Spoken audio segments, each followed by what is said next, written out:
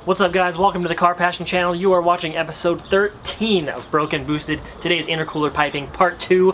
I'm going to be finishing up all the couplers and piping, as well as showing you how to route your blow-off valve, wastegate actuator, valve cover breather, and idle speed control valve. Now for those of you that follow my Instagram or my Snapchat, you know that I took my other car drag racing on Friday, which was super fun. The car ran excellent. Lots of cars got chopped. That footage is right here and down below in the description on my other channel. Don't forget to subscribe to both channels for lots more Miata content. What do you say we get into some intercooler piping? So I'm picking up right where I left off from intercooler piping part 1. I'll link that down below. Also, the only two minor things that I did hack that pipe off that was sticking up way out of the hood there.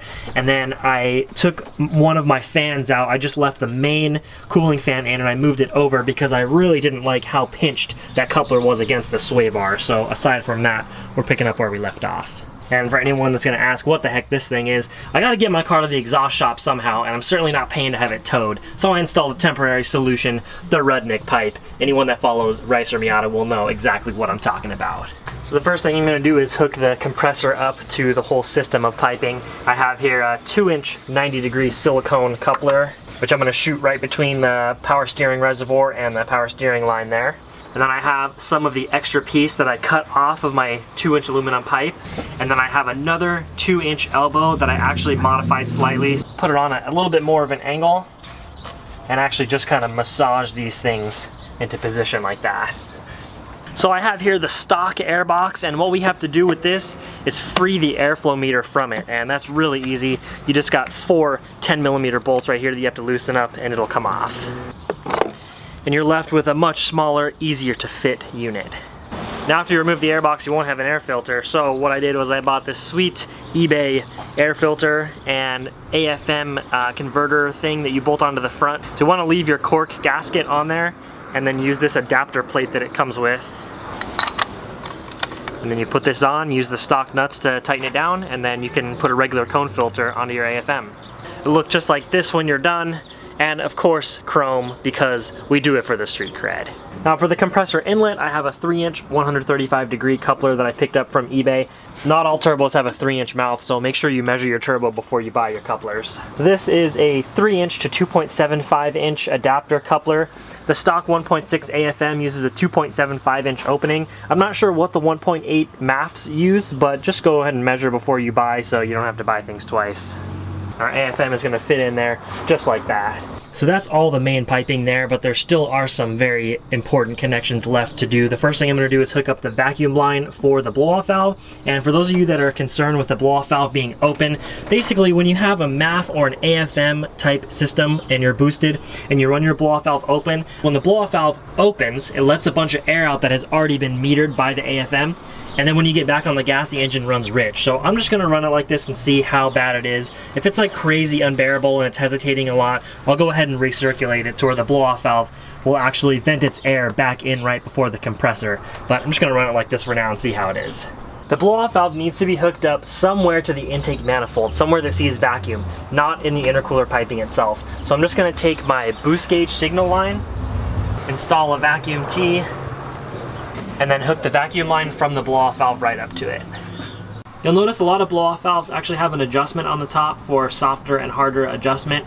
I'll get into tuning that as well as some other tweaks that you need to do before driving the car once I have a downpipe on it and I can actually take it out on the street. When you're using a stock ECU system that's retaining the AFM or MAF, you do need to hook your idle speed control valve up to the intercooler piping. So I have my stock hose right here and I'm gonna hook it up to this pipe just like this. So I'm going to make a little mark with a Sharpie here so I can see about where I'm going to put this fitting. The fitting that I got is 3/8 NPT on one side and 3/4 inch barb on the other.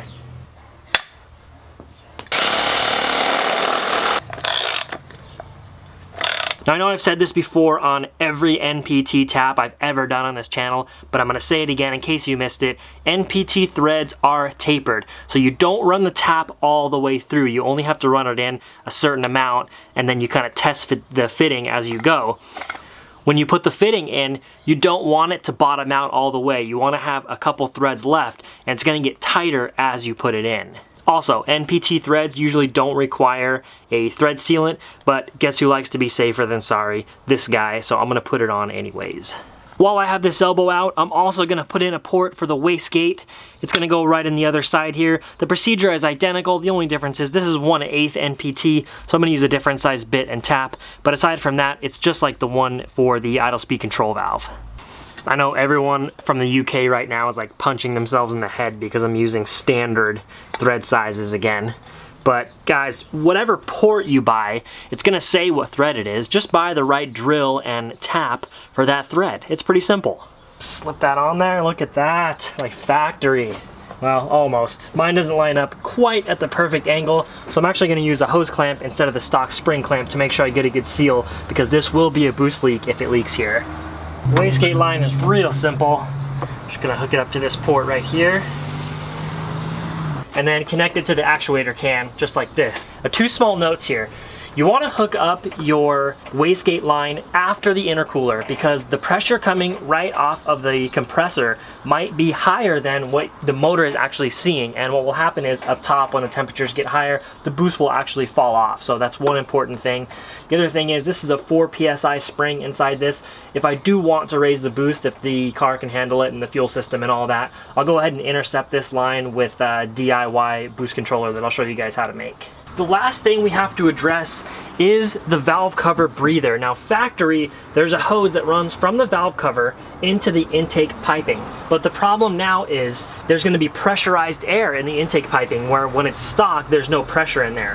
What would happen if we hooked it up here is it would feed a bunch of pressure into the valve cover, and we don't want that. So we're gonna have to do a little bit different routing. First thing you're gonna do is just remove the entire stock line. So what we're gonna do now is hook the breather from the valve cover up to this piping right here, this non-pressurized part of the intercooler piping. A lot of people are gonna ask, why don't you just run a breather filter on this? The reason you can't do that is because you have metered air going through here. The ECU accounts for all the air that comes through the AFM.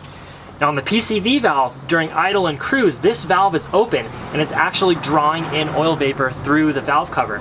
What will happen if you have a breather here is you're gonna get unmetered air coming in right here through the PCV into the intake manifold. That's a vacuum leak. So we have to pipe it right here. That way the air that's coming in through here is actually metered. We're actually gonna angle it this way. So what's gonna happen is when you get into boost, and there's probably gonna be some blow by, there's gonna be some pressure inside the valve cover, which is bad.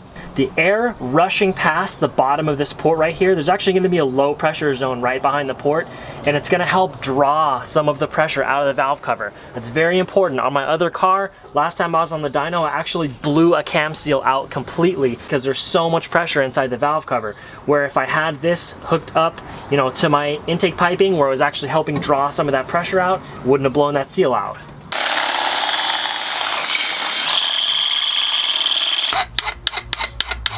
Welcome to Cooking with the Car Passion channel. What we're gonna do here is mix in equal parts our black chili paste and our olive oil blend.